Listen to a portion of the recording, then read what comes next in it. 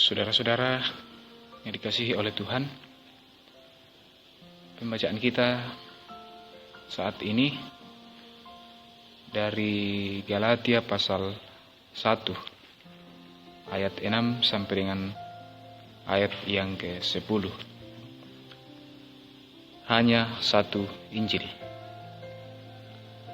Aku heran bahwa kamu begitu lekas berbalik daripada Dia yang oleh kasih karunia Kristus telah memanggil kamu dan mengikuti suatu Injil lain yang sebenarnya bukan Injil.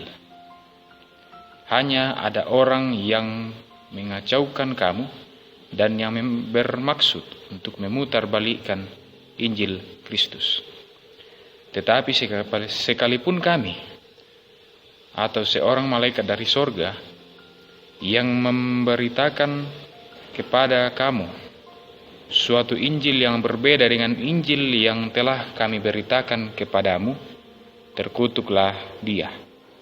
Seperti yang telah kami katakan dahulu, sekarang kukatakan sekali lagi, jikalau ada orang yang memberitakan kepadamu suatu Injil yang berbeda dengan apa yang telah kamu terima, terkutuklah dia.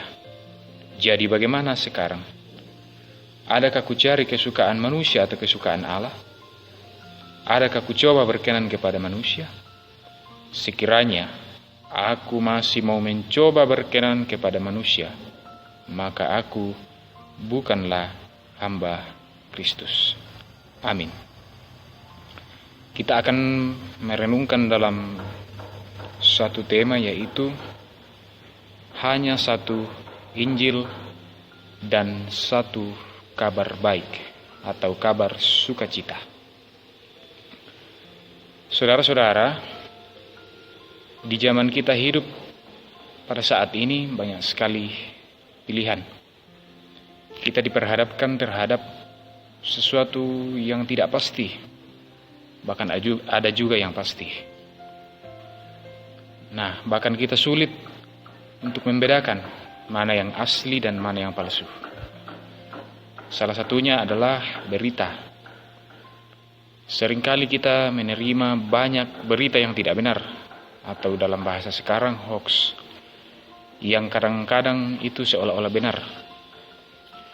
Sehingga tanpa menyelidiki kebenarannya, maka kita percaya secara spontan. Dan akibatnya apa? Kita malah kecewa. Bukannya kita bergembira, menjadi kabar baik bagi kita, tetapi sebuah hal yang menjadi bad news atau kabar buruk. Seandainya kabar itu benar, tentu akan menjadi kabar baik dan menjadi sukacita bagi kita. Saudara-saudara, berbicara tentang kabar baik atau kabar sukacita, ada satu berita baik dalam kekristenan yang sifatnya abadi dan kekal, yaitu Injil. Injil sangat penting karena merupakan berita terbaik yang ada di dunia, yang berisi tentang Kristus. Injil berisi kabar tentang Kristus sebagai Mesias yang lahir. Dan sekarang di masa-masa Natal kita memperingati akan hari kelahirannya. Dia disalibkan, mati, dan setelah itu dia bangkit, lalu naik ke surga untuk menebus manusia dan menyatakan kemuliaannya bagi dunia. Dan tentu hal ini menjadi kabar baik bagi kita, kabar yang mensukacitakan bagi kita yang percaya padanya. Rasul Paulus dalam suratnya menegur dan menasehati orang Kristen, secara khusus jemaat di Galatia, yang mulai berbalik dari Injil Kristus dan mengikuti Injil lain, yakni pengajaran sesat. Sama seperti kita sekarang ini, banyak menghadapi hal demikian. Hal itulah yang dihadapi oleh orang-orang Kristen di Galatia dalam mempertahankan imannya kepada Kristus. mereka sering ditawarkan untuk mengikuti Injil lain, yaitu pengajaran yang sesat. Sehingga Paulus mengatakan bahwa hanya satu Injil. Hal ini menjadi perenungan kita bahwa satu Injil, satu kabar sukacita atau kabar baik. Nah, apakah yang dimaksud oleh Paulus, Injil Kristus dan Injil lain? Itu sangat jelas dalam ayat yang ke-6 dan ayat yang ke-7. Hal ini tidak lepas dari keadaan yang terjadi pada saat itu. Dalam ajarannya, sangat jelas Paulus memberitakan bahwa kita diselamatkan oleh karena iman kepada Kristus. Tetapi ajaran ini ditentang oleh beberapa orang yang tidak percaya kepada Kristus. Mereka menyangka bahwa manusia dapat diselamatkan atau masuk ke dalam surga apabila melakukan perbuatan baik, mengumpulkan pahala, dan sebagainya. Percaya kepada Yesus saja itu tidak cukup. Tidak dapat membuat seseorang diselamatkan. Oleh sebab itu, Paulus menyebut mereka yang mengikuti ajaran itu dengan mengatakan, cepat beralih dari dia, yang telah memanggil kamu dalam kasih karunia. Bahkan Paulus menjelaskan dan mengingatkan mereka bahwa mereka yang menyesatkan memiliki tujuan, yaitu untuk menyesatkan kamu serta memutarbalikkan Injil Kristus. Dan di saat sekarang ini, kita juga sering menemui Injil lain atau pengajaran yang sesat itu, yang tidak sesuai dengan ajaran Yesus Kristus. Mereka mengatakan bahwa akan diselamatkan bila berbuat baik sebanyak mungkin. Namun kita yang percaya kepada Kristus, kita meyakini bahwa kita diselamatkan karena kasih karunia Allah, bukan usaha sendiri. Tapi perlu juga kita ketahui saudara-saudara bahwa kita diselamatkan oleh kasih karunia Kristus, kasih karunia Tuhan. Bukan berarti bahwa kita berdiam diri, kita tidak berbuat lagi, tidak berbuat baik lagi. Bahkan kita jarang beribadah kepada Tuhan dan status kita hanya sebagai Kristen. Tetapi kita melakukan kebaikan itu sebagai bukti dan tanda bahwa kita telah menerima keselamatan dari Tuhan. Dan kita menyatakan lewat perkataan, iman, dan tindakan yang nyata dalam kehidupan kita. Oleh karena itu dalam ayat yang ke-8 sampai dengan ayat yang ke-9, Paulus semakin tegas dan memperingatkan mereka. Dalam ayat 8, Paulus menggunakan pengandaian. Artinya apa? Siapapun dia, baik orang terkenal, bahkan menggunakan istilah malaikat dari surga, jika mereka mengajarkan hal-hal yang bertentangan dengan Injil Kristus, maka terkutuklah ia. Bahkan dalam ayat yang ke-9 semakin lugas dan semakin tegas lagi Paulus. Ia tidak menggunakan pengandaian, tetapi langsung dengan mengatakan, jika ada orang yang memberitakan kepadamu Injil yang berbeda dengan apa yang kamu terima, terkutuklah ia. Paulus begitu tegas.